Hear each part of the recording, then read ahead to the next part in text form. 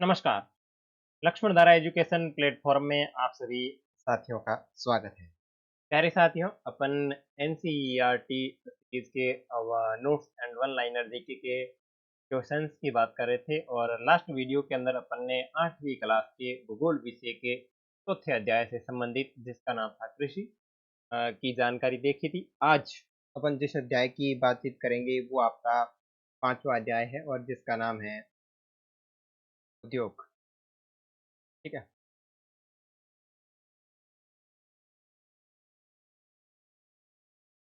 ये 5वां अध्याय है और इसका नाम उद्योग है। अब इसमें किस तरीके के आपके वन लाइनर नोट्स बनेंगे और किस तरीके से वन लाइनर क्वेश्चंस, उन सभी की बातचीत करने वाले हैं। तो चलिए शुरू करते हैं। सबसे पहले उद्योग।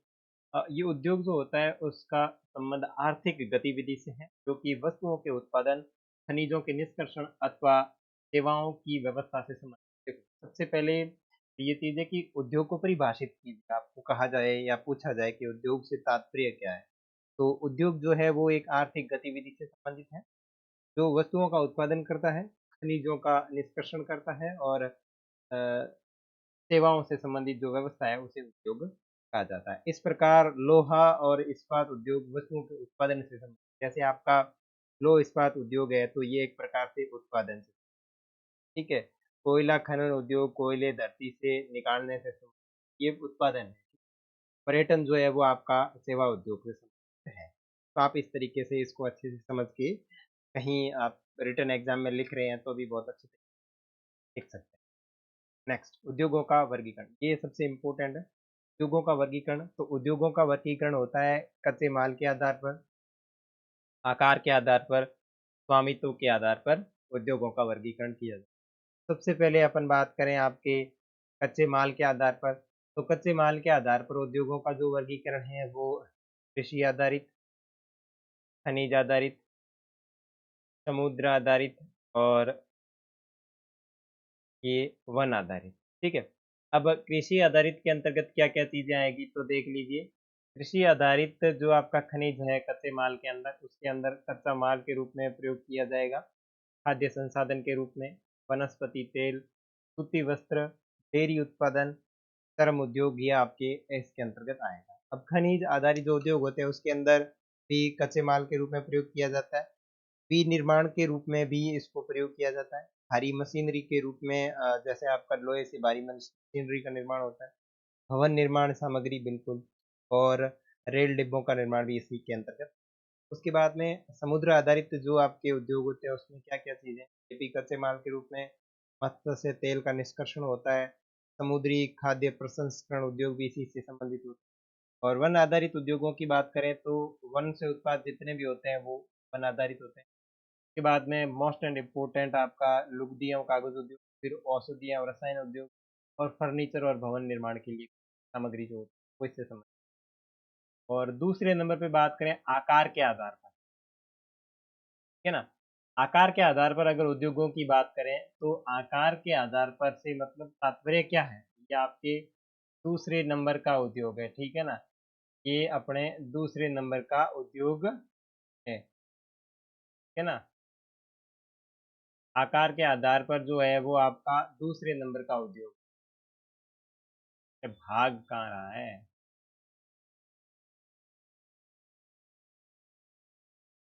आकार के आधार पर जो है वो आपके दूसरे नंबर का उद्योग है और इसका मतलब है उद्योगों के आकार का तात्पर्य निवेश की गई पूंजी राशि से, ये थोड़ी ध्यान रखना है। आकार के आधार पर का मतलब क्या है, आकार के आधार पर मतलब ये कि उसका मोटाई गहराई नहीं, उसका मतलब ये कि उसके अंदर जो पूंजी है वो कितनी निवेश की गई है, उसकी राशि कितनी है, और नियोजित लोगों की संख्या कितनी है और उससे उत्पादन कितना होता है। इसी के आधार पर उद्योगों को दो भागों में बांटा जाता है, लघु उद्योग, ठीक है ना, और बृहत उद्योग। ठीक है, लघु उद्योग के अंदर आपका कुटीर या घरेलू उद्योग आएगा, छोटे पैमाने के उद्योग और उत्पादकों का निर्माण हाथ से होता है, वो सारी चीजें जैसे टोकरी वगैरह बनाना या और मिट्टी के बर्तन बनाना, वो सारी चीजें आपके इसके अंदर आएगी। उसके बाद में बृहत आकार के उद्योग के अंदर आएगा, बड़े पैमाने पर पूंजी निवेश एवं उच्च स्तरीय तकनीकी का प्रयोग किया जाता है और ऑटोमोबाइल और भारी मशीनरी का उत्पादन इसी के अंतर्गत किया जाता है। ठीक है। उसके बाद में स्वामित्व के आधार पर उद्योग किस प्रकार से है, तो देखो स्वामित्व के आधार पर उद्योगों का वर्गीकरण किस तरीके से है, तो देखो पहले नंबर पे आपका निजी उद्योग, दूसरे नंबर पे आपका राज्य स्वामित्व अर्थात सार्वजनिक क्षेत्र के उद्योग, फिर संयुक्त क्षेत्र के उद्योग और फिर आपके सहकारी क्षेत्र के उद्योग। देखो निजी क्षेत्र के उद्योगों का स्वामित्व और संचालन जो एक व्यक्ति के द्वारा किया जाता है या फिर व्यक्तियों का समूह यानी प्राइवेट जो आपके कारखाने होते हैं वो सारे इसी के अंतर्गत आते हैं। और सार्वजनिक क्षेत्र का मतलब क्या हुआ कि सार्वजनिक क्षेत्र में सरकार के द्वारा पूरा निर्धारण किया जाता है या उसको हैंडल किया जाता है। तो संचालन सरकार या राज्य सरकार या केंद्र सरकार किसी भी सरकार के द्वारा किया जा सकता है, जैसे आपकी हिंदुस्तान एरोनॉटिक्स लिमिटेड और steel authority of India limited, ये दोनों आपके उपक्रम है, ये इसी के अंतर्गत आते हैं। और स्वामित्व और उसके बाद में संयुक्त क्षेत्र की बात करें, स्वामित्व और संचालन राज्यों और व्यक्तियों के समूह द्वारा किया जाता है। देखो मेरे प्यारे बच्चों ध्यान दो, सॉरी प्यारे साथियों आप ध्यान दीजिए, एक्चुअली क्या है कि वो स्कूल एजुकेशन वाले की आदत पड़ रखी है, वहाँ मैं सभी को प्यारे बच्चों ही बोलता हूँ। वैसे एक शिक्षक के लिए सभी बच्चे, हाँ। तो संयुक्त क्षेत्र में क्या होता है, स्वामित्व और संचालन राज्यों और राज्यों के व्यक्तियों, देखो यहाँ संयुक्त क्षेत्र में सरकार प्लस निजी व्यक्ति दोनों आएंगे, सरकार प्लस निजी व्यक्ति, ठीक है ना। सरकार प्लस निजी व्यक्ति का समूह इसके अंदर शामिल होगा। भाई निजी कोई भी व्यक्ति आपके इसके अंदर शामिल, जैसे आपके मारुति उद्योग लिमिटेड संयुक्त क्षेत्र का उपक्रम या उदाहरण है, ठीक। इसके बाद में आता है सहकारी क्षेत्र उद्योग का स्वामित्व और संचालन कच्चे माल के उत्पादक या पूर्तिकारी करने वाले या फिर कामगार या इसी प्रकार के दोनों लोग हो सकते हैं। देखो इसमें जहाँ जो लोग काम कर रहे हैं या खेत का मालिक या जो मजदूर काम कर रहे हैं ना, वो मिलके अपना एक संगठन बना लेते हैं, जैसे आनंद मिल्क यूनियन लिमिटेड या फिर सुधा डेयरी जो है सहकारी प्रक्रम के उदाहरण। ये जो नाम है ना, आनंद मिल्क, सुधा डेयरी, हिंदुस्तान एरोनॉट, ये आपको याद रखना है कि ये कौन सी क्षेत्र के अंतर्गत आते हैं, ठीक है ना, ये चीज थोड़ी इम्पोर्टेंट। इसके बाद में उद्योगों की अवस्थिति को प्रभावित करने वाले कारक कौन से हैं, तो यहाँ पे आपके कारक दे रखे हैं, कच्चा माल, श्रम, पूंजी, बाजार, जल, विद्युत, भूमि, परिवहन और उसके बाद में विश्व के प्रमुख औद्योगिक प्रदेश कौन कौन से हैं, तो देखो पूर्वोत्तर अमेरिका, पश्चिमी और मध्य यूरोप, पूर्वी यूरोप और पूर्वी एशिया, ये प्रमुख औद्योगिक प्रदेश हैं। और मुख्य औद्योगिक प्रदेश अधिकांश बात करें तो शीतोष्ण कटिबंधीय क्षेत्रों में और समुद्री पतनों के समीप, विशेष तौर पर कोयला क्षेत्रों में स्थित होते हैं। ये तो इनकी स्थिति होगी। और भारत के औद्योगिक प्रदेशों की बात करें तो मुंबई, पुणे, समूह, बेंगलोर, तमिलनाडु प्रदेश, हुगली प्रदेश, अहमदाबाद, वडोदरा प्रदेश, छोटा नागपुर औद्योगिक प्रदेश, विशाखापट्टनम, गुंटूर औद्योगिक प्रदेश, गुड़गांव, दिल्ली, मेरठ औद्योगिक प्रदेश और कोल्लम, तिरुवनंतपुरम औद्योगिक प्रदेश, ये भारत के प्रदेश हैं।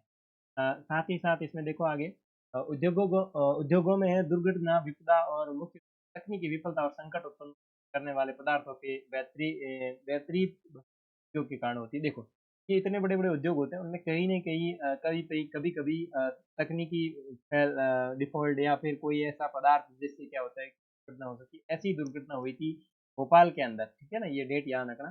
भोपाल के अंदर 3 दिसंबर 1984 को गैस त्रासदी हुई थी, आप लोगों ने भी देखा होगा, जो लगभग 12 बजे घटित हुई। और इस गैस त्रासदी में इतनी औद्योग मतलब इतनी खतरनाक पदार्थों का, वो गैसीय पदार्थों का रिसाव हुआ था। देखिए ये एक प्रौद्योगिकी दुर्घटना थी जिसमें कार्बो कार्बाइड के कीटनाशक कारखाने से हाइड्रोजन साइनाइड तथा प्रतिक्रियाशील उत्पादों के साथ साथ अत्यंत विषैली मिथाइल आइसोनाइट यानी MI की गैस का रिसाव हुआ था। और 1999 में सरकारी सूचना के अनुसार पता चला यहाँ पे 35,598 व्यक्तियों, ठीक है ना। तो ये इसकी थोड़ी डेट आप मद्देनजर रखें कि कब हुई थी और कौन कौन सी गैसें रिसाव हुई, ठीक है। ऐसी ही एक और घटना हुई थी 23 दिसंबर 2005 के अंदर चीन के अंदर हुई थी, गाओ कायो चोंगगिंग में गैस कूप विस्फोट के अंदर एक ये घटना हुई थी। तो चीन के अंदर गैस विस्फोट घटना जो है वो आपके हुई थी गाओ काओ चोंगिंग के अंदर, बढ़िया मजेदार नाम है, ठीक है। और जोखिम कम करने के उपाय, इस तरीके से कोई दुर्घटना हो जाती है तो क्या क्या चीजें करनी चाहिए, घने बसे आवासीय क्षेत्रों को औद्योगिक क्षेत्र से बहुत दूर स्थापित करना चाहिए। औद्योगिक इकाई के समीप बसने वाले लोगों को दुर्घटना की स्थिति में विषैले या खतरनाक पदार्थों के संकट और उनके स्वभाव प्रभावों का मतलब संभव प्रभावों का ज्ञान होना चाहिए, मतलब ध्यान होना चाहिए कि किस तरीके से इनसे बचा जा सकता है। आग की चेतावनी और अग्निशमन की व्यवस्था उन्नत की जानी चाहिए, ठीक है? और विषैले पदार्थों के भंडारण की क्षमता सीमा अधिक होनी चाहिए, ठीक है? उद्योगों में प्रदूषण नियंत्रण के उपाय उन्नत किए जाने चाहिए, ये सारी चीज़ें होनी चाहिए, ठीक है? उसके बाद में प्रमुख उद्योगों का वितरण। देखो, विश्व के प्रमुख उद्योगों की बात करें तो लौह इस्पात उद्योग, दूसरे नंबर पे आपका सूती वस्त्र उद्योग और तीसरे नंबर पे आपका सूचना प्रौद्योगिकी उद्योग है। देखो, आज पूरे विश्व में मोटे रूप तौर पर बात करें तो सबसे बड़े उद्योगों की बात करें तो 3 उद्योग हैं। लौह इस्पात उद्योग, सूती वस्त्र उद्योग और सूचना प्रौद्योगिकी उद्योग, ठीक है? इस्पात उद्योग और वस्त्र उद्योग है वो काफ़ी पुराने हैं। ये दोनों जो है ये आपके ओल्ड उद्योग है, ठीक है? और ये जो आपका टेक्नोलॉजी वाला है वो आपका न्यू है, ठीक है ना? जबकि सूचना प्रौद्योगिकी नया उभरता उद्योग, ठीक है? वे देश जिसमें लौह इस्पात उद्योग अवस्थित है जैसे जर्मनी, संयुक्त राज्य अमेरिका, चीन, जापान और रूस, ठीक है? और वस्त्र उद्योग भारत, हांगकांग, दक्षिण कोरिया, जापान और ताइवान में से केंद्रित है। और सूचना प्रौद्योगिकी मुख्यतः मध्यवर्ती कैलिफोर्निया की सिलिकॉन घाटी और भारत के अंदर बेंगलुरु प्रदेश में स्थित है। इसी के साथ इधर कॉर्नर में देखो, उभरते हुए जो उद्योग होते हैं उनको आपका सनराइज उद्योग कहा जाता है। और इसके अंदर सूचना प्रौद्योगिकी, स्वास्थ्य लाभ, सत्कार, ज्ञान से संबंधित उद्योग शामिल है। ध्यान रखना, वर्तमान में कुछ ऐसे नए नए उद्योग बहुत ही तेजी से उभर रहे हैं, उसको सनराइज उद्योग कहा जाता है, जो आपका टेक्नोलॉजी से उन्नत टेक्नोलॉजी से सकता है, स्वास्थ्य सुविधाओं से संबंधित हो सकता है और सत्कार, ज्ञान आदि, ठीक है ना? इस तरीके की सारी चीजें आपके में शामिल होती है सनराइज के अंदर। उसके बाद में अपन बात करेंगे लौह इस्पात की। देखो, लोहे के कच्चे माल को झोंका भट्टी में रखा जाता है जहां ये प्रगलित होता है, यानी ये पिघल जाता है और इसके बाद परिशोधित होता है, प्राप्त उत्पादक इस्पात होता है जो अन्य उद्योगों में कच्चे माल के रूप में प्रयुक्त किया जाता है। इस्पात कड़ा होता है और इसे आसानी से काट कर आकार दिया जा सकता है अथवा इससे तार बनाए जाते हैं।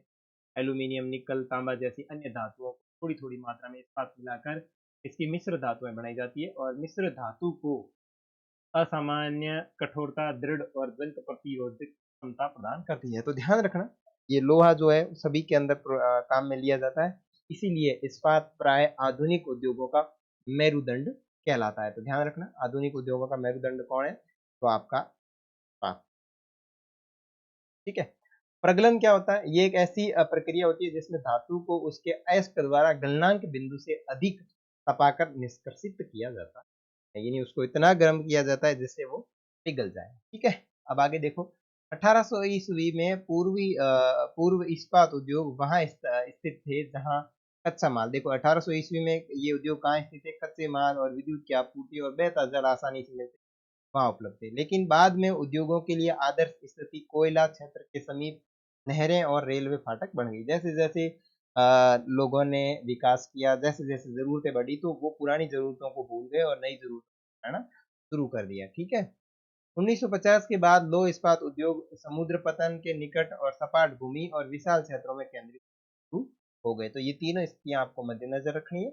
उसके बाद सभी महत्वपूर्ण इस्पात उत्पादक केंद्र जैसे भारत के अंदर देखो, भिलाई, दुर्गापुर, बर्नपुर, जमशेदपुर, राउरकेला, बोकारो एक ही प्रदेश में स्थित है जो 4 राज्यों में फैले हुए हैं। पश्चिम बंगाल 1, झारखंड 2, उड़ीसा 3 और छत्तीसगढ़ 4। ये जितने भी आपका भिलाई, दुर्गापुर, बर्नपुर, जमशेदपुर, राउरकेला, बोकारो, ये एक ही प्रदेश में स्थित है। कहने का मतलब ये होता है कि ये आपस में जुड़े हुए हैं। किसी से कोयला मिल रहा है, किसी से कच्चा माल मिल रहा है, किसी से पानी मिल रहा है, किसी से कोई नदी आ रही है और ये 4 राज्यों में विस्तृत है। कहाँ-कहाँ? पश्चिम बंगाल, झारखंड, उड़ीसा और छत्तीसगढ़। उसके बाद में भद्रावती विजयनगर कर्नाटक में है। भद्रावती जो इस्पात उद्योग केंद्र है वो आपके विजयनगर कर्नाटक में है। विशाखापट्टनम आपके आंध्र प्रदेश में है।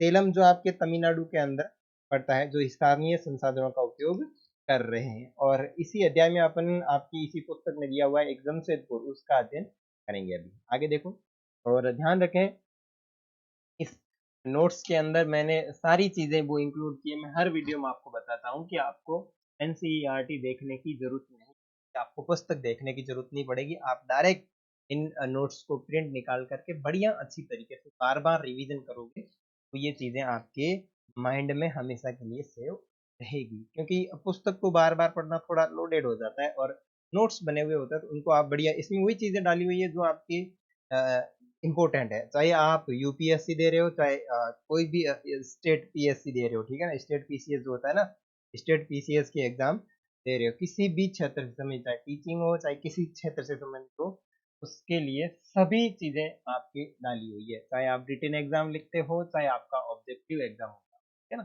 चलो जमशेदपुर की हिस्ट्री देख लेते हैं किस तरीके से क्या है। देखो 1947 से पूर्व भारत में केवल एक इस्पात कारखाना था, Tata iron and steel company limited, क्या टिस्को। 1947 से पहले भारत में एक ही था ये उद्योग कारखाना, इस्पात कारखाना, और जिसका नाम था Tata iron steel company limited, जिसको टिस्को कहते हैं, और ये निजी क्षेत्र में काम करता था। 1947 से पहले भारत में अंग्रेज थे, अंग्रेजों के जमाने में सिर्फ यही था, और यहाँ निजी। ओके। स्वतंत्रता के पश्चात सरकार ने ये कार्य अपने हाथ में ले लिया और बहुत से लोग संयुक्त राष्ट्र इसके आसपास स्थापित किए, तो जैसे ही भारत आजाद हुआ तो भारत ने अपने हाथों में ले लिया। झारखंड में स्वर्ण रेखा और खरकई नदी, याद रखें, स्वर्ण रेखा और खरकई नदियों के संगम के समीप साक्षी ये स्थान है, यहाँ पे 1907 में टिस्को की शुरुआत हुई थी, ध्यान रखना, टिस्को की शुरुआत 1907 में झारखंड के अंदर स्वर्ण रेखा नदी और खरकई नदियों का संगम होता है, वहां पे स्थान है साक्षी, और 1907 में इसकी स्थापना हुई थी। बाद में साक्षी का नाम बदल करके जमशेदपुर कर दिया, तो ओल्ड नाम क्या था, साक्षी, ठीक है। भौगोलिक रूप से जमशेदपुर देश में लौह इस्पात केंद्र के रूप में सर्वाधिक सुविधाजनक स्थान पर है। यह स्थान बंगाल नागपुर रेलवे मार्ग पर काली माटी स्टेशन से मात्र 32 किलोमीटर दूरी पर स्थित है। ये कौन सा रेलवे स्टेशन के पास में है, तो नागपुर रेल मार्ग में काली माटी स्टेशन है। उसके बाद में टिस्को को झरिया कोयला क्षेत्रों से कोयला और उड़ीसा तथा छत्तीसगढ़ से लो एस्क प्राप्त होता है। तो कोयला इसको कहाँ से प्राप्त होता है, यानी ऊर्जा के लिए कोयला इसको प्राप्त होता है झरिया की खान, ठीक है। और छत्तीसगढ़ से इसको लोएस्ट चूना पत्थर डोलोमाइट और मैग्नीज प्राप्त होता है, और खरकई और स्वर्ण नदियों से इसको पर्याप्त जल प्राप्त होता है। तो ये चीजें भी थोड़ी बहुत आप माइंड में रखें कि जमशेदपुर कहाँ पे है, स्थापना कब हुई है, और इसकी स्थिति क्या है, और किस किस की सहायता से कौन सा पदार्थ इसको मिलता है। उसके बाद में पीटर्सबर्ग है, और ये एक संयुक्त राज्य अमेरिका का महत्वपूर्ण इस्पात नगर है, ठीक है। पीटर्सबर्ग के इस्पात उद्योगों को स्थानीय सुविधाएं उपलब्ध है, कच्चे माल जैसे कोयला पिट्सबर्ग में ही उपलब्ध है, जबकि लो अयस्क मिन्नेसोटा की लोह की खानों से प्राप्त होता है। जैसे इसको लो अयस्क उड़ीसा और छत्तीसगढ़ से प्राप्त होता है, उसी प्रकार अपने भाई ये टिस्को को उड़ीसा और छत्तीसगढ़ से प्राप्त होता है, ये चीज अपन ने देखी यहाँ पे। उसी प्रकार ये जो आपका पिट्सबर्ग है इसको लो अयस्क मिन्नेसोटा की खानों से प्राप्त होता है, जो कि पिट्सबर्ग से लगभग 1500 किलोमीटर। इन खानों और इन खानों और पीट्सबर्ग के बीच नौ परिवहन का सर्वोत्तम मार्ग ग्रेट लेक्स जल मार्ग आता है, ठीक है ना, इसके बीच में ग्रेट लेक्स जल मार्ग आता है, और ये एस्क नौ परिवहन हेतु सस्ता मार्ग है। ग्रेट लेक्स से पीट्सबर्ग तक लोहो एस्क रेलगाड़ियों से लाया जाता है। ओहियो, मोनोगहेला और एल्गनी नदियों से पर्याप्त जल इसको प्राप्त होता है, और ये तीन नदियां हैं, इससे इसको जल प्राप्त होता है। अब बात करें सूती वस्त्र कि सूती वस्त्र किस तरीके से बनते हैं, क्या चीज है, ठीक है, वो देखेंगे।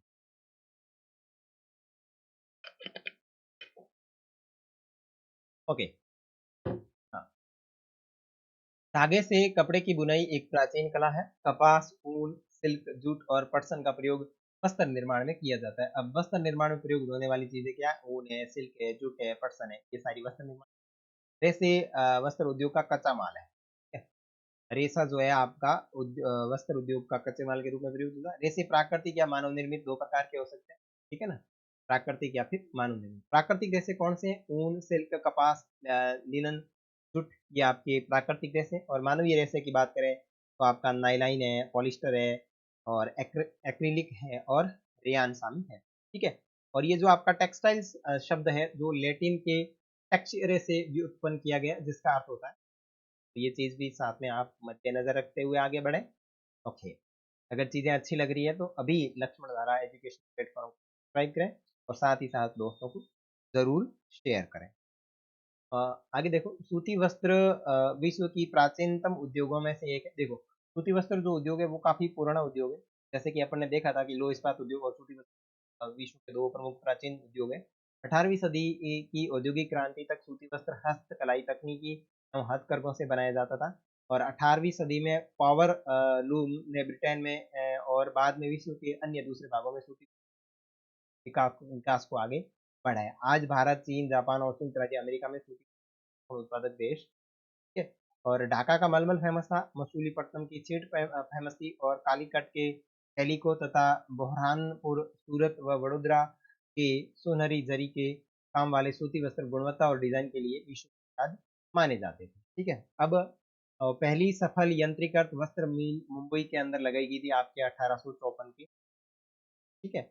और कोष्णा आर्द्र जलवायु, मशीन आयात के लिए पतन, कच्चे माल की उपलब्धता और दक्ष श्रमिक इस प्रदेश में इस उद्योग के द्रुत फैलाव में सहायक रहा। प्रारंभ में ये उद्योग महाराष्ट्र और गुजरात राज्यों की अनुकूल आर्द्र जलवायु के कारण बहुत अच्छी तरीके से पनपा और कोयम्बटूर, कानपुर, चेन्नई, अहमदाबाद, मुंबई, कोलकाता, लुधियाना, पंडुचेरी और पानीपत के कुछ अन्य महत्वपूर्ण केंद्र हैं। और देश की प्रथम वस्त्र उद्योग जो इकाई है वो 1818 में कोलकाता के समीप पोर्ट ग्लेस्टर में स्थापित हुई थी, लेकिन कुछ बाद में बंद कर दी। देखो, दो डेट है, एक तो आपकी 1818 जो आपकी फर्स्ट है, ये मतलब प्रथम औद्योगिक इकाई शुरू हुई थी वस्त्र उद्योग से संबंधित, लेकिन पहली वस्त्र औद्योगिक इकाई जो बिल्कुल सफल थी वो आपके 1854 के अंदर मुंबई के अंदर, ठीक है ना। ये तो आपके कोलकाता में और ये आपके मुंबई में, ठीक है। उसके बाद में आगे देखो, अहमदाबाद गुजरात में साबरमती नदी के तट पर स्थित है और 1859 में यहाँ पहली सूती वस्त्र मिल स्थापित की। ठीक, ये चीज ध्यान रखना, अहमदाबाद गुजरात में है और 1859 में यह सूती वस्त्र पहली मिल स्थापित की। यहाँ आता शीघ्र मुंबई के बाद भारत का दूसरा सबसे बड़ा वस्त्र निर्माता नगर बन गया और अहमदाबाद को प्राय भारत का मैनचेस्टर जाना जाता है। अनुकूल अवस्थिति कारक अहमदाबाद में सूती वस्त्र उद्योग के लिए सहायक है। तो 1859, 1859 डेट ध्यान रखें, 1818 ध्यान रखें और 1854 ध्यान रखें किस किस से संबंधित है। 1854 आपकी पहली यंत्रीकृत औद्योगिक इकाई, 1818 फर्स्ट औद्योगिक इकाई और 1859 सूती वस्त्र उद्योग की पहली इकाई जो आपके अहमदाबाद में है। भारतीय वस्त्र उद्योग के कुल उत्पादक का लगभग एक ही हिस्सा निर्यात किया जाता, ये भी चीज ध्यान में रखें। आगे देखो, ओसाका, देखो ओसाका जापान का एक महत्वपूर्ण वस्त्र निर्माण केंद्र और ये जापान का मैनचेस्टर कहा जाता है, क्या माना जाता है। ओसाका में सूती वस्त्र उद्योग का विकास कई भौगोलिक कारणों से हुआ। ओसाका का वस्त्र उद्योग पूर्णतः आयातित कच्चे माल पर निर्भर है और कपास मिस्र से, भारत से, यूएसए से ये आयात करके कपड़ों का निर्माण करता है। और ध्यान रखें, ये वर्तमान में जो ओसाका है ये सूती वस्त्र, ये जो वस्त्र उद्योग के क्षेत्र में कम कार्य करने लग गए और आपकी टेक्नोलॉजी यानी तकनीकी क्षेत्र में ये बहुत ज्यादा काम करने लग गया है, ठीक है ना। तकनीक जो बनाई जाती है, टेक्नोलॉजी है, जैसे आपको पता होगा बहुत सारी टेक्नोलॉजी है मेड इन जापान की है, तो उस क्षेत्र में ये कार्य ज्यादा करने लगा। और ग्रेट लेक्स के नाम से आपके ये कुछ चीजें हैं, जैसे सुपीरियर है, हरून है, ओंटारियो है, मिशिगन है और इरी है। इन 5 जिलों में से सुपीरियर झील सबसे बड़ी झील है जो अन्य की तुलना में उच्च ऊर्ध्व प्रवाह पर स्थित है। आगे देखो, अन्य महत्वपूर्ण अभ्यास प्रश्न जो आपके इस पुस्तक के अंदर से बने गए हैं, अभ्यास प्रश्न जिससे आपने जो चीजें पढ़ी है उसका रिवीजन बहुत अच्छे तरीके से होगा। तो देखो, ग्रेट ग्लेशियर किससे संबंधित है, तो ये आपके पश्चिम बंगाल है से संबंधित, ठीक है। यहाँ 1818 में कोलकाता में, कोलकाता में फर्स्ट, यहाँ पे क्या हुआ था, कोलकाता के अंदर प्रथम औद्योगिक इकाई स्थापित की गई थी, लेकिन जो बाद में बंद हो गई, है ना। निम्नलिखित में से कौन सा प्राकृतिक रेशा है, तो आपका प्राकृतिक रेशा है जूट, ठीक है, जूट ही है ना, कहीं मैं गलती तो नहीं कर, प्राकृतिक रेशा आपका जूट है बिल्कुल। हाँ, आकार के आधार पर उद्योगों को कितनी श्रेणियों में विभाजित किया जाता है, 2 श्रेणी में, लघु और बृहत। जिन उद्योगों में दस्तकारों द्वारा हस्त निर्मित उत्पादकों का निर्माण किया जाता है वो क्या कहलाते हैं, कुटीर उद्योग कहलाते हैं। और स्वामित्व के आधार पर उद्योगों के कितने प्रकार हैं, 3 प्रकार हैं, निजी, राज्य और संयुक्त या फिर सहकारी, ठीक। उभरते हुए उद्योगों को किस नाम से जाना जाता है, सनराइज उद्योग। इस प्रक्रिया में धातुओं को उसके अयस्क द्वारा गलनांक बिंदु से अधिक तपाकर निष्कर्षित किया जाता है, उसे प्रगलन कहते हैं। आधुनिक उद्योगों का मेरुदंड आपके इस्पात उद्योग को कहा जाता है। स्वतंत्रता से पहले भारत में कितने इस्पात कारखाने थे, एक, जिसका नाम था टिस्को, ठीक है। Tata iron and steel company की स्थापना कहाँ की गई? साक्षी, झारखंड में।